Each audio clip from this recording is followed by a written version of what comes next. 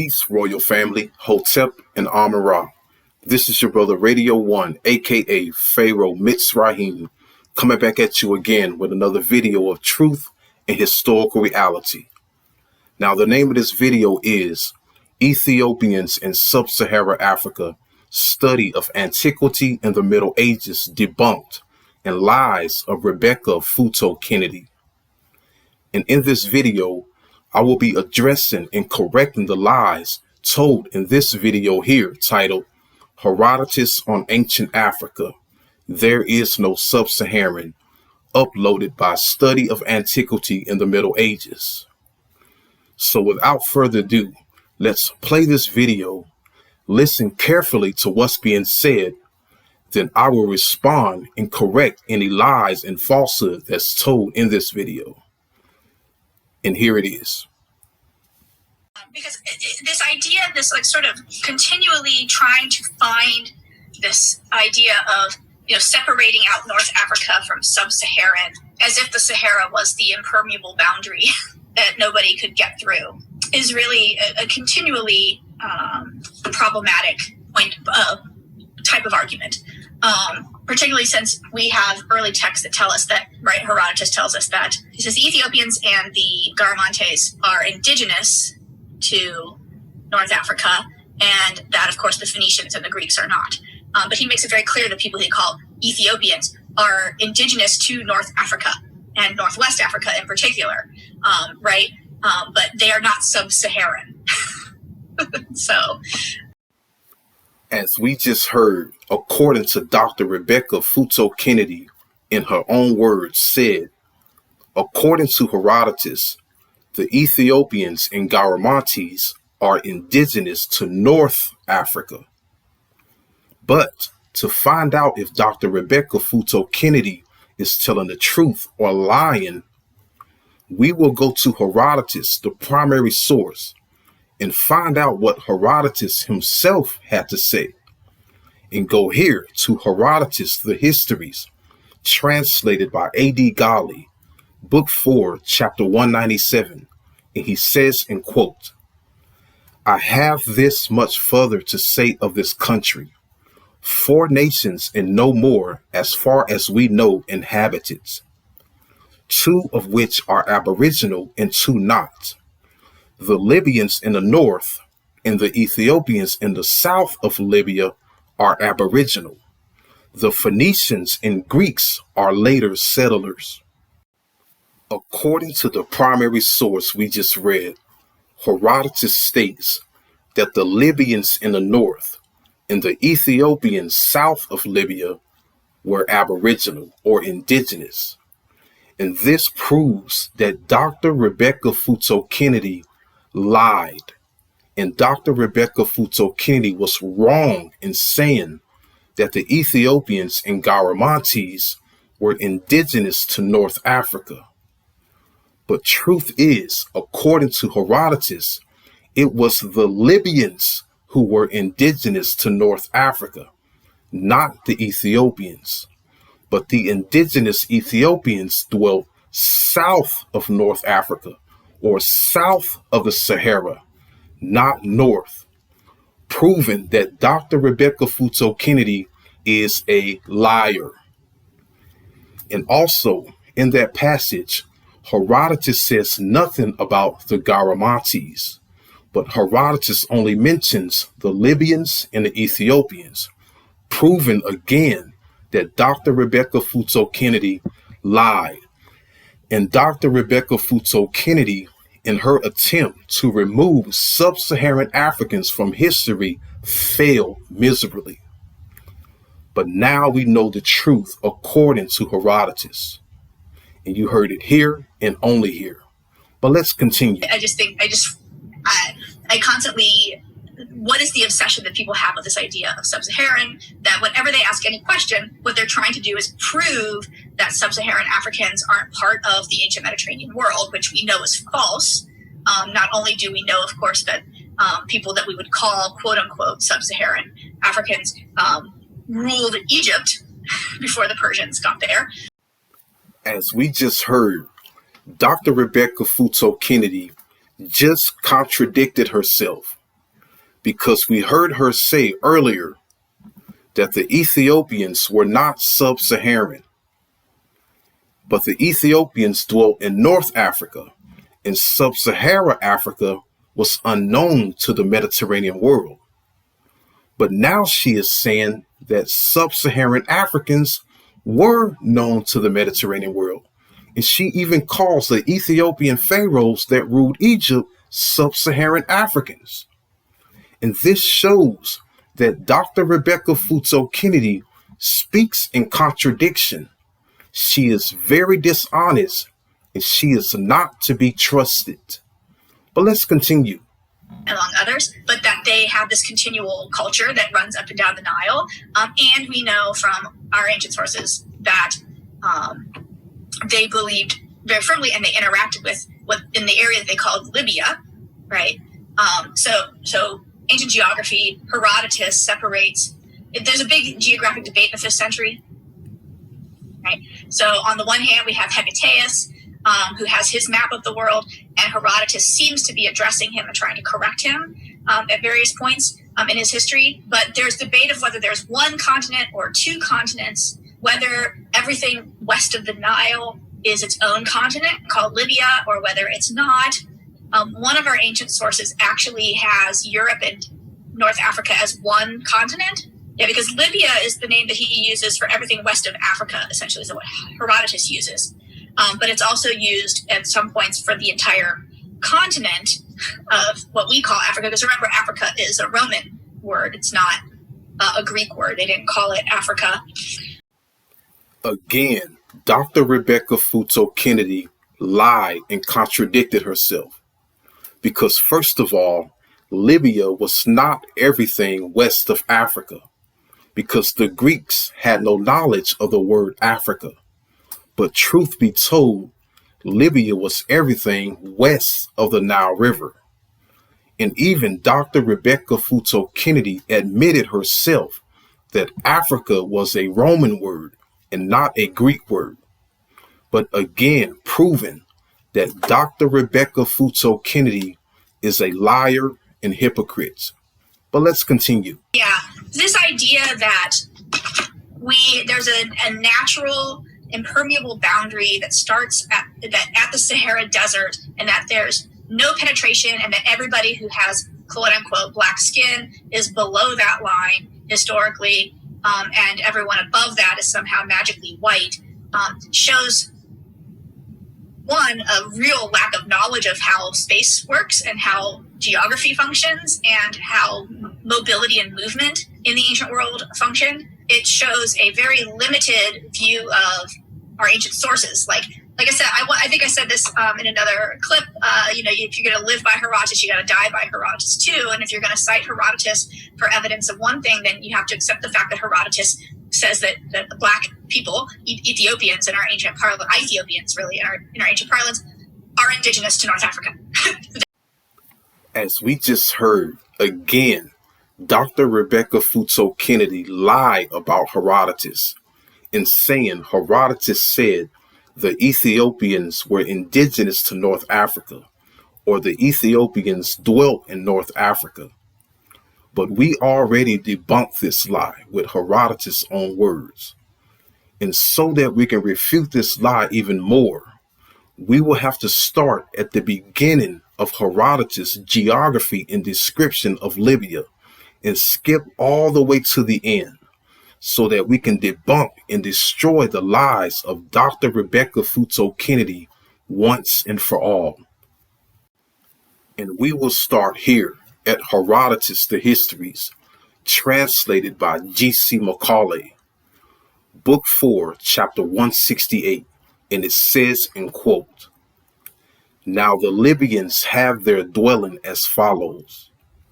Beginning from Egypt, first of the Libyans are settled, the Adur Makadai." As we just read, according to Herodotus, his book 4 on the description and geography of Libya and the dwellings of the Libyans is applied to the Libyans of North Africa only, not the Ethiopians. Again, proving that Dr. Rebecca Futo Kennedy is wrong. But let's continue. Let us now go to the very end of Herodotus, Book 4, on his geography and description of Libya and dwellings of the Libyans in North Africa.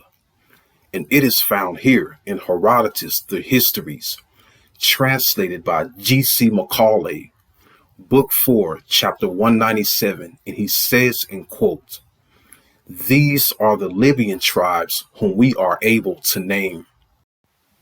According to the passage we just read, Herodotus states that the people dwelling in North Africa were known as Libyans, not Ethiopians.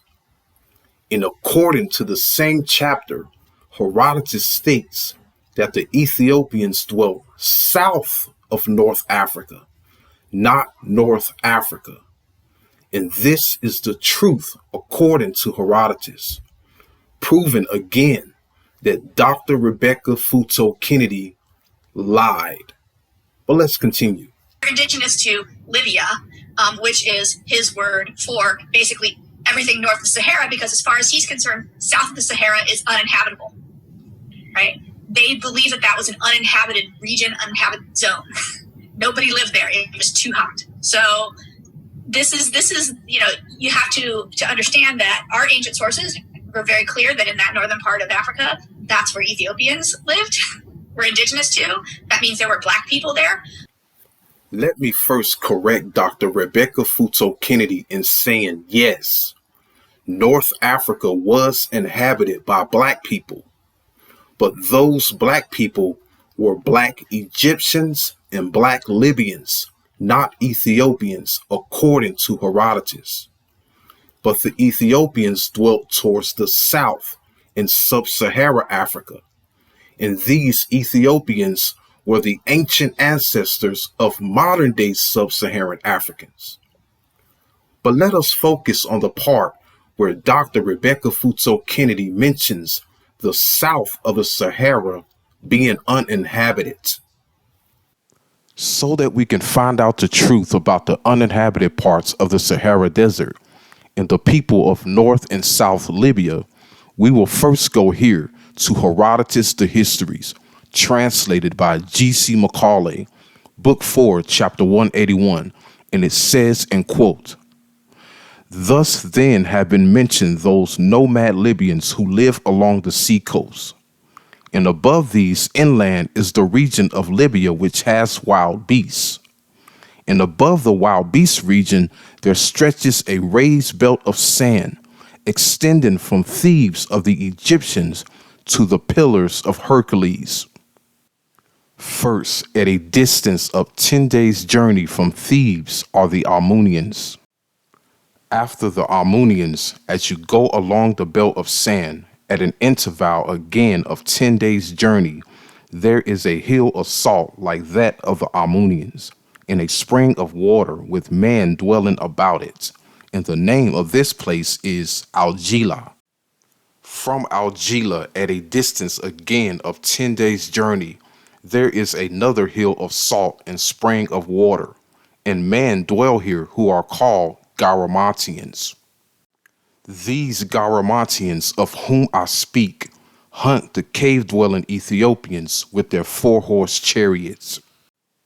From the Garamantians, at a distance again of 10 days' journey, there's another hill of salt and spring of water, and men dwell round it called Atarantians. After this, at a distance of 10 days' journey, there's another hill of salt and spring of water, and man dwell round it. Near this salt is a mountain named Atlas. After this mountain, these men got their name, for they are called Atlanteans.